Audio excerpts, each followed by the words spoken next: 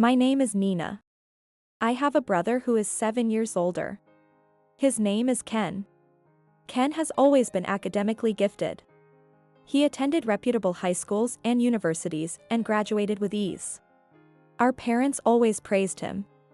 Maybe because such praise was routine for him, his character became quite twisted as an adult. After graduating and getting a job, he left home immediately. "I can't stand living with such low-level people," he said mockingly to our family as he left. Those words shocked our parents. "He used to be so cheerful, kind, and such a good kid," they said with sad smiles. I wasn't sad, just incredibly annoyed. It didn't matter what he said about me. I was neither a standout student nor athlete, and although I attended a decent high school, it wasn't particularly renowned. Compared to my brother, I might have been a disappointment, but I had my parents' support and am grateful for the life I have. Even as a high schooler, I understood the value of family, a concept seemingly foreign to my brother. He had no gratitude towards our parents, who worked tirelessly for us, dismissing them as low-level people. Since then, I've grown to dislike him. I used to admire and respect him for his perfection in everything. He was kind to me, his little sister. But now, that kindness is gone. When I got into high school, he said, "What's the point of you going to high school? It's just a waste of time." Our parents scolded him, but he retorted, "It's your poor upbringing that's made her this way." I cried and got angry, but my parents comforted me gently. "We're so happy you've grown into such a kind and wonderful person," they always told me. With their support, I eventually got into a national university. Job hunting went smoothly, and I landed a position at my first choice company. My mom had me at an older age, so by the time I started working, both my parents had reached their 60s. By then, Ken was married but had never brought his wife home. "Introducing her to such a low-level family would be embarrassing," he would say, stubbornly refusing to let us meet her, despite our parents' wishes. Half a year into my job, settled into the routine, I received a call from my mom at work. She knew I was at work and had never called me during work hours before. A bad feeling washed over me as I stepped aside to answer. "Mom? I'm at work right now. Your father, he's collapsed." I don't remember much after that. Shaken, I explained to my boss that my father had collapsed and was taken away in an ambulance, then I hailed a cab and headed to the hospital where he was taken. Upon arriving at the hospital, I found my mother sitting there, her eyes red from crying. "Mom." I approached her, exclaiming, "Is Dad okay? What happened? He was fine this morning, wasn't he? Why did he collapse?" In my panic, I bombarded her with questions. My poor mother, she must have been the most frightened. With a heavy heart, she began to speak. "Your father, he has cancer." "What? No way." I couldn't believe it. My father, who had always been so healthy, had cancer. "It's stage 4, in the bile duct. They say it's difficult to completely remove it with surgery." Slowly, my mother explained, her voice trembling. As she finished, tears spilled again, and she began to sob. "So, there's nothing we can do?" I asked. She nodded solemnly. Then, a doctor spoke to us about my father's condition. His situation was grave, already metastasized, and surgery would only burden his body further.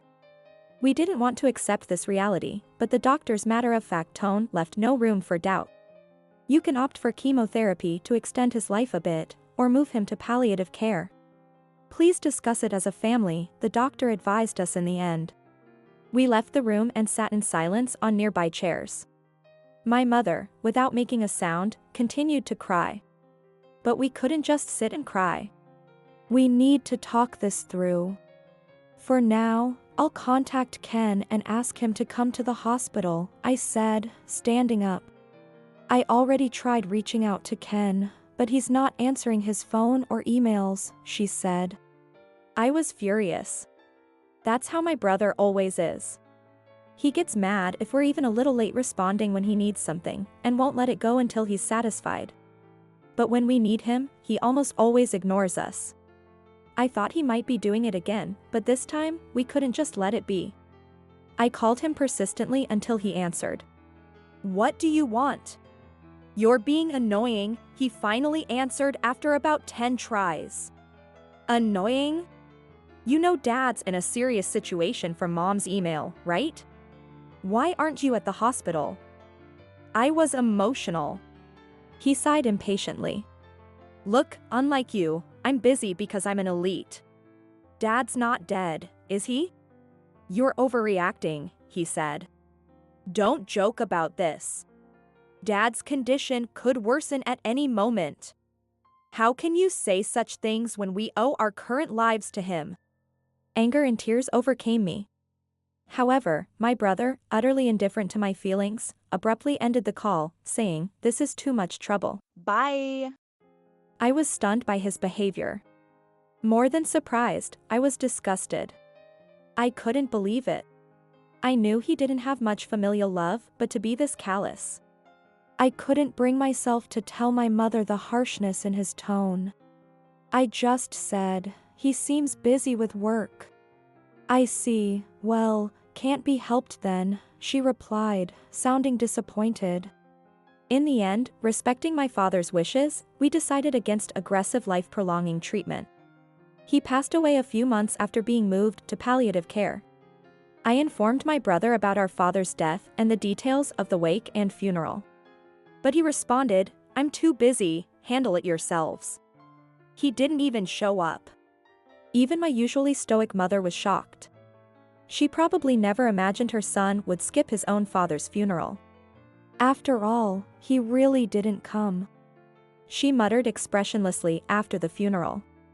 "Mom, let's not worry about him anymore." "He's not family," I suggested. She smiled and agreed, "You're right." But the next day, my brother showed up uninvited, marching into our apartment. "Where's Dad's inheritance?" he demanded. "What? You didn't even come to the funeral," I retorted. He glared at me, saying, "Shut up, kid."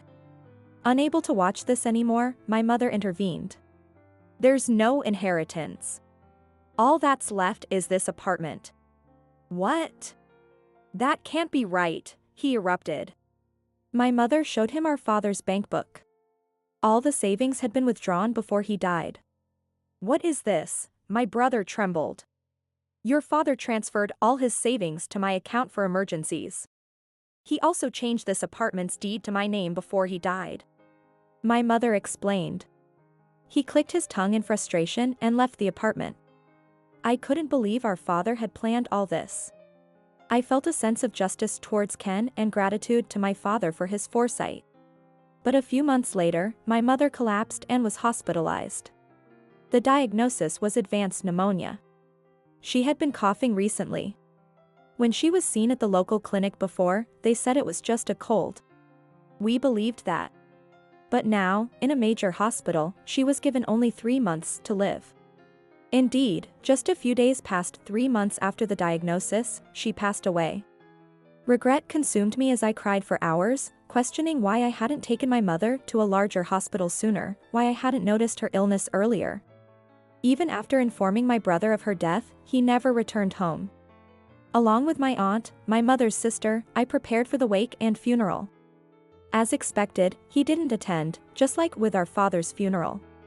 My aunt was furious, but I felt there was no use in saying anything more to him. I had almost given up.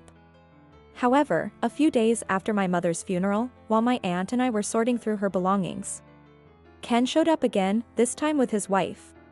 "Where's Mom's inheritance?" "It's there this time, right?" he demanded right away. I had anticipated this to some extent, but I couldn't help feeling exasperated. I had told his behavior during my father's time to my aunt, but she probably hadn't thought it would go this far. My aunt stared at him with wide eyes, a look of disbelief on her face. His wife, my SIL, didn't even bother to greet me, despite meeting me for the first time. Ignoring the fact that our mother had just passed away, my brother didn't even pray for her. "At least you can pray for Mom and Dad," I said coldly. My brother snorted, "What a waste of time." "So, about Mom's inheritance?" Reacting to this, my aunt scolded him, "Ken, how can you speak like that? Nina's been through so much, and you didn't even come to the funeral." But he coldly dismissed her. "None of your business, aunt. Just stay out of it." His wife then accused me, "Nina, right? You're trying to hog all of her inheritance, aren't you? Sorry, but we won't let you. You'll have to leave this house." "Why should I leave?" I questioned. "Well, you're just the younger sister, right? This apartment was renovated a few years ago. It's beautiful, spacious, and close to the station. Perfect location," she said. They claimed the apartment belonged to my brother and themselves, demanding I leave quickly. "Stop talking nonsense. And you, stop obsessing over the inheritance."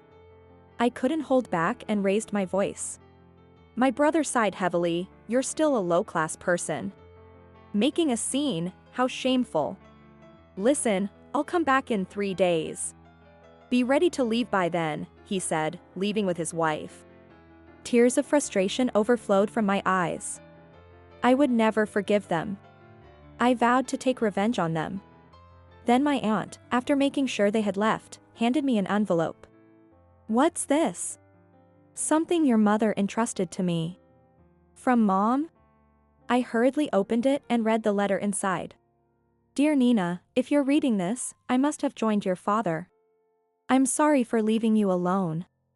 I didn't mean for things to happen so suddenly." It was unmistakably my mother's handwriting. I continued reading through my tears.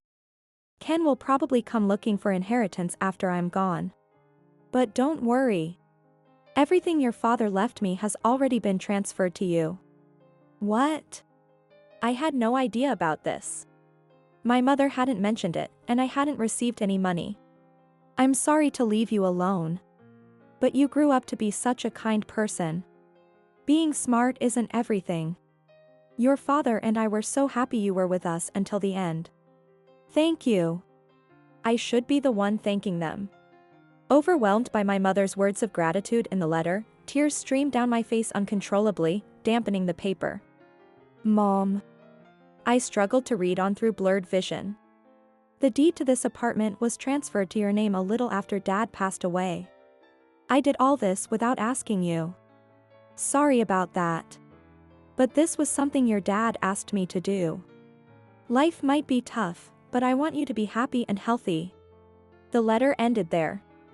In front of my tearful self, my aunt was also crying.